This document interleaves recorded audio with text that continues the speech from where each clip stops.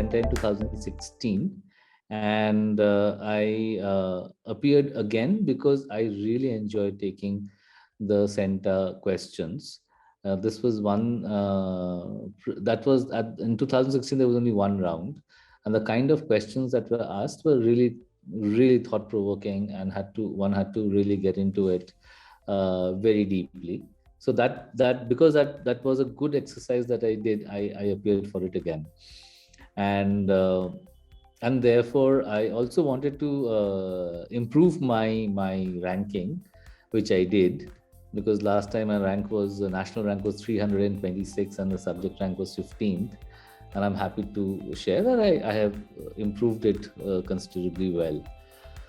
So that's about the background and the where I stand in terms of having won this time again, having improved my ranking. I'm extremely happy about it, because that's what I wanted for myself. Although I was not very sure about it, but yeah, I think I was happy that I could improve my ranks, and I think that's over in terms of satisfying myself to improve my rank. But yes, CENTA questions and the way the CENTA tests are done are incisive in terms of trying to find out exactly what the skills of a teacher are, and therefore it will always be a exciting thing to take it up again and again. Now I'll not be bothered much about if I'm going to get a rank or not, but just for the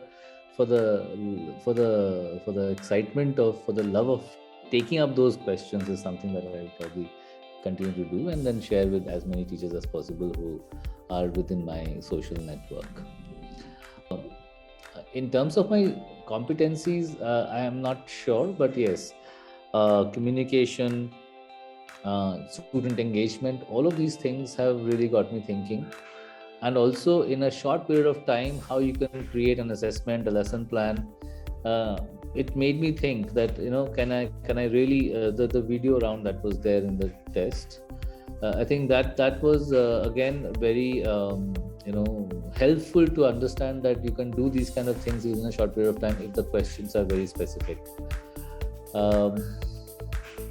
And I have been teaching since 1993. I stopped working in a school in 2007, and after that I've been working in various places, mostly in the corporate and the education sector, and now I work for an NGO which is working for the government of Madhya Pradesh.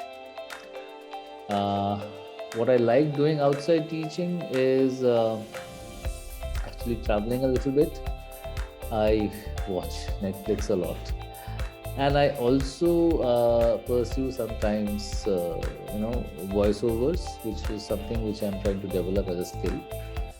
In the past, when I was a teacher, I was also teaching in 2 years ago, because I was being a principal director. I was also taking classes. So what helps me cater is to create a very simplistic lesson plan with lots of thought-provoking questions, and trying to create a kind of a wow factor around everything that we do. My subject is yes. So in any of these grades, I think what helps me cater to different needs is to first create a wow factor, create something which is very interesting and something which can be thought-provoking.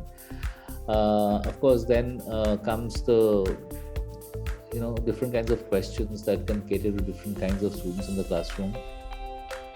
And I think it's difficult all the time to create differentiated instructions, but yes, various strategies of differentiated instructions are also followed sometimes. But ultimately, at the end of the day, I think it is important to keep in mind at which stage of learning each student is. Okay. At this point of time, I think that is important, because ultimately we haven't reached that point when we can create different kinds of assessment for as many different kinds of students. So we got to be aware of the fact where the kids are and how much of the conversation or the content is something that they can respond to. The question is around if every student is is learning or not. Of course, their pace will be different, and at the end of the day, if there is only one question paper, then they should be able to attempt that question paper with as much of success as possible, or up to the best possibilities that they can do. And sometimes, it's very predictable also, that a question paper comes, and I know that some students will be able to respond to the questions very well, and some students may not be able to do that. And that, to my mind, is okay, because everybody doesn't like all the subjects. So, but then yes, I think the basic minimum has to be, they should be able to attempt, and I'm always trying to ensure that they are able to do that.